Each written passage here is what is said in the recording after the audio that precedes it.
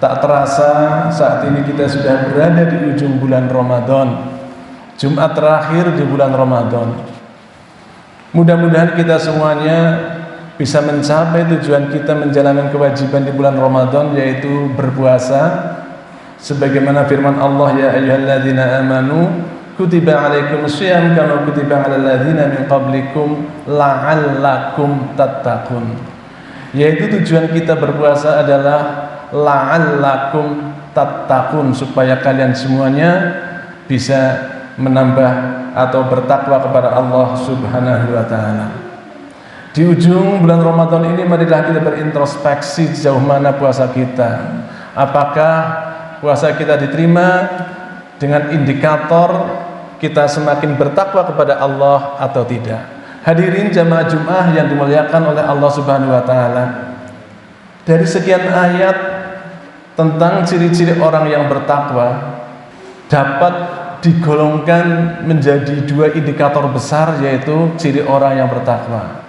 Indikator pertama sebagai orang yang bertakwa adalah bagaimana dia hubungannya dengan Allah. Yang kedua, bagaimana ia hubungannya dengan sesama manusia. Artinya semakin baik orang yang bertakwa, maka akan meningkat kualitas kita dalam berkomunikasi, dalam berhubungan dengan Allah Subhanahu wa taala, dan juga akan meningkat pula kualitas kita dalam bersosial di masyarakat atau dalam menjalin hubungan sesama masyarakat. Hal ini biasa disebut dengan istilah hablum minallah wa hablum minannas, atau kita berhubungan dengan Allah dan juga berhubungan dengan manusia. Salah satu ayat yang mencerminkan tentang ciri orang yang bertakwa adalah Alif Lam Mim dzalikal kitabul la raiba fi hudal lil muttaqin alladzina yu'minuna bil ghaibi wa yuqimunas sholata wa mimma razaqnahum yunfikun. Dari ayat ini menggambarkan kita sebagai orang yang bertakwa adalah beriman kepada sesuatu yang ghaib. Sesuatu yang ghaib itu adalah sesuatu yang tidak bisa kita raba dengan panca indera, yaitu Allah ghaib, malaikat ghaib, hari akhir juga ghaib. Nah, kita selaku orang yang bertakwa akan yakin betul, dan keyakinan itu akan ditunjukkan dengan sikap kita sebagai orang yang bertakwa, sebagai orang yang yakin. Dalam meningkatkan keyakinan ini, Allah Subhanahu wa taala sering mengingatkan kita ketika orang-orang kafir Quraisy tidak meyakini Allah. Allah menurunkan ayat alam taro kaifa fa'ala rabbuka bi ashabil fil. Apakah tidak kau lihat? Apakah engkau tidak melihat bagaimana Allah menjadikan sebuah pasukan gajah yang mereka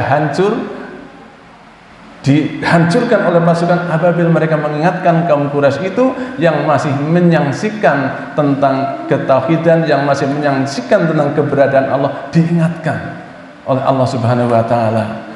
Kemudian banyak sekali ayat-ayat kita untuk kita berpikir tentang penciptaan alam semesta ini supaya menambah keyakinan dan ketakwaan kita kepada Allah Subhanahu wa taala, sehingga kalau kita semakin yakin, maka kegiatan kita akan terkontrol, tetap berlandaskan dengan ajaran syariat Islam.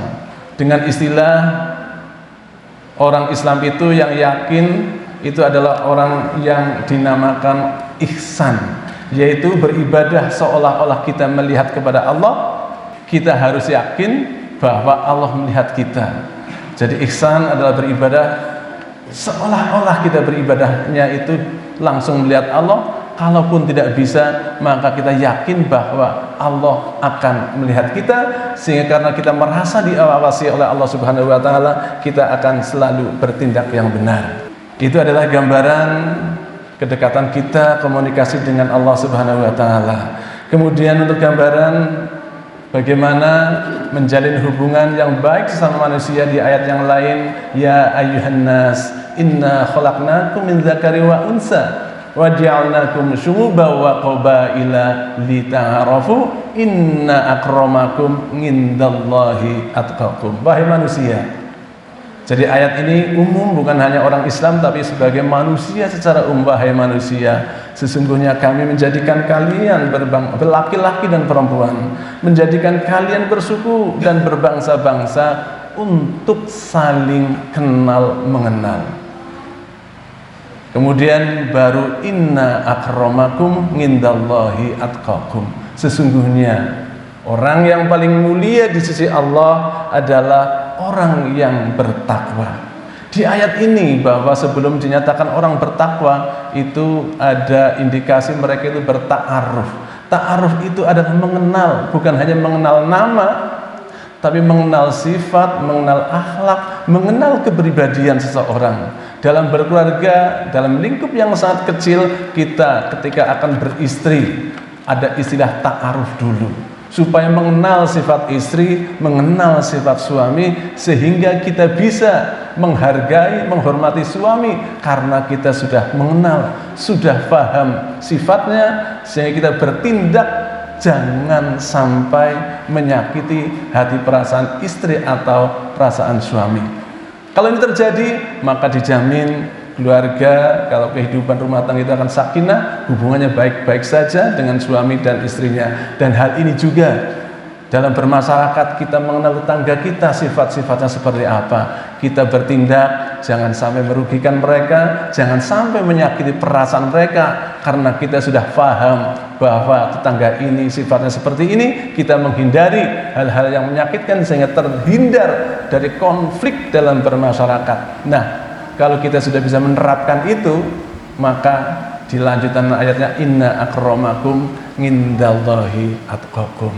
Jadi hadirin yang dimuliakan oleh Allah Subhanahu wa taala, dalam beribadah kepada Allah itu umpamanya kita memperbanyak zikir, wirid, salat sunat, tahajud dan sebagainya, itu bukan jaminan kita dinyatakan sebagai orang yang bertakwa.